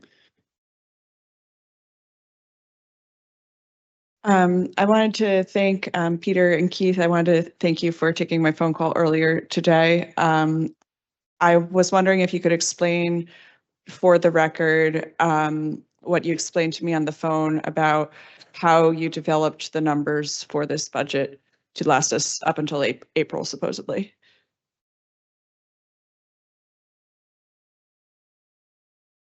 Kyle Greaves, by the way, I work in the finance department. Well, we have, the finance department comprises of a couple of divisions. We have an office of management and budget. Our budget directors here, Salendra Pejnath, and we also have fiscal officers assigned to each department. And we send the request out before the end of the year saying what are your Q1 needs for each department. So we take their feedback. If there's any, lease payments due earlier in the year, you might see, additional funds for one office. So we coordinate directly with each department. And then, we take a look at what the personnel is and what's required for the first 3 months. And then, of course, any debt service payments that are due the first few months of the year. Thank you. And what I recommend too, since we do have a lot of new members of the council, and even old members, sometimes it can be confusing myself. I want to make the finance department available where if we have questions throughout this process, especially if it's the first time you'll be voting on a full budget, I'd be happy to have them do presentations or have one-on-one meetings with you to so you understand the process to it, what your responsibilities with the councilman, and what we do as the administration. That email's coming, Peter. I'll break it up into 3s. One other question. So the temporary budget that has been submitted is a statutory 35% of the projection of the total annual budget. Is that correct? That's the cap. We're a little bit below. There's additional worksheet attached to the resolution detailing all of that. Thank you. If there are no further questions on this, can I switch to the CDBG grant, item 10.4? Sure. So the work here is, I guess it was some capital work at Pershing Field, heat, HVAC, and something heating issues. Yeah, so the council knows normally at caucus, we'd have the director here and they'd explain, the background, why this grant was implemented, why it's needed. To kind of give you a quick overview, since they're not here today, we didn't have a caucus. This is for the Pershing Field pool and for HVAC issues they have over there. Yeah. It's not working as intended. There's money there that's from the grant. It's not coming from the city budget. It's completely grant funding, so it won't cost anything to the taxpayers, or at least not the city taxpayers, and won't cost anything to the city directly as far as our budget. So this is really just a, not an emergency, but we want to get it done as quickly as possible because if we get this done, then we can go through with the grant reporting and start the action, which will probably be in the next 2 weeks to get that repair in place. It's already been bid out, or is it, where's that stand at this point? So we have vendors, that have open-ended contracts for the city. So most likely they would use one of those contracts with the current vendors to make the repair to it. This is more about just getting the funding in place so that we can do that. We can actually pay them to do the repair. Just so I'm clear, it's going to be external contractors doing this work as opposed to in-house? We have open-ended contracts with certain vendors that are there to repair things like this. They're paid through the state, the name of it, but they're approved to the state, so they have this approved RFP process where the city doesn't have to do it directly, but once they enter to the state, then we can use them through the co-op. Now, I have a question about Pershing Field, the repairs. Does that include the ice skating rink? So right now, these repairs are just focused on the HVAC unit, which will primarily affect the pool and the internal facilities. I'm sure there'll be more repairs and things like that to come, but I want the director more to speak about that next year. Yeah, if I can just say, I'm glad that we're acting immediately to ensure like possibilities of recreation in the Heights.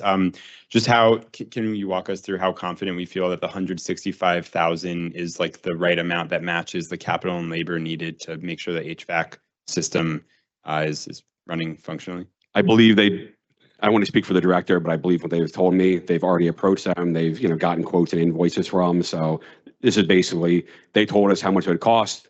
We went to the grant to get approval from the federal government. Once the council approves this, we go back to the federal government and say, hey, the council approval, we can proceed with it. It gets signed off and they start the work. Okay, and just for future reference, who in-house would basically kind of fact check, for lack of a better phrase, that amount is proper and good and that this vendor is getting the right amount that matches the capital and labor needed? It would depend which department and obviously which grant and thing that it originates in. In this case, it comes to the HEDC. So the CGB is the one that actually kind of works through the state and federal grants for that office. Generally, what happens is if there's a defect over there, the director from recreation or building and streets, would kind of do their analysis first to see if it can be fixed in-house or require some kind of professional or specialized attention. They would contact the vendors if we have them in a co-op. If we don't have a vendor that could fix it, we might have to go out to RFP or find another vendor that could do it for us. They obtain quotes and then they submit the quotes back to CGB, the VA, and then we review them, make sure that it's in the budget and that the grant could fund it, or if we have to need to, would find an alternative funding source. Right. Thank you for answering so many questions tonight.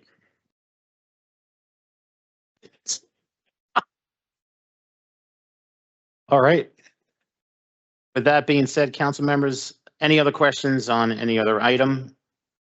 Hearing none, I'm going to be taking a vote on items 10.3 through 10.5. Councilperson Brooks. I vote aye on all, just with the stipulation. I echo what Councilperson Little said in terms of for the public that we did not have a caucus and we didn't have the opportunity to ask clarifying questions about the budget. But I'm confident that we do have the powers to make amendments very soon if we all decide that's what needs to be done. So I vote aye. Thank you. Councilperson Zupa. Yes, just briefly wanted to say it's an honor to be up here with so many hardworking, dedicated people. We have our work cut out for us, but we're all going to dig in, specifically on 10.3, the budget. Looking forward to working with this council and the administration on being more responsible with our city spending and taxpayer dollars. So I vote aye on all. And for 10.4, excited that we're going to have the improvements much needed in Ward C, Pershing Field. You, Councilperson Efros. I vote aye. Councilperson Little. I vote aye for all. Again, wanting to note that wish we could have had more time to sink our teeth into the budget, but looking forward to working with this council for, to make adjustments as needed. And once again, I want to thank everyone, all the city staff and department heads for being willing to answer questions on short notice. Thank you. Councilperson Gilmore. Aye. Councilperson Singh. Councilperson Griffin. Aye. Councilperson Lavaro. Just on 10.3, Council President, if I may suggest, maybe instead of having all the council people coming to the administration trying to work out our council budget, if you could maybe appoint a couple of council people to act on our behalf to, I trust whoever you put there to figure out what the allocation will be for us for the city council around that. And then I vote aye on all. And Council President Ridley. I'm going to vote aye on all, and I just want to reassure the council that we are working to make sure that everything is clear. And we're working with the clerk's office to make sure that we have available classes and training on the budget and just council and how we're flowing in general from outside training sources. So we will make sure that everybody understands what's going on and that we have a chance to review all that we need to review. You will all have a copy of everything you need, and we should be ready for the next meeting. So I vote aye for all.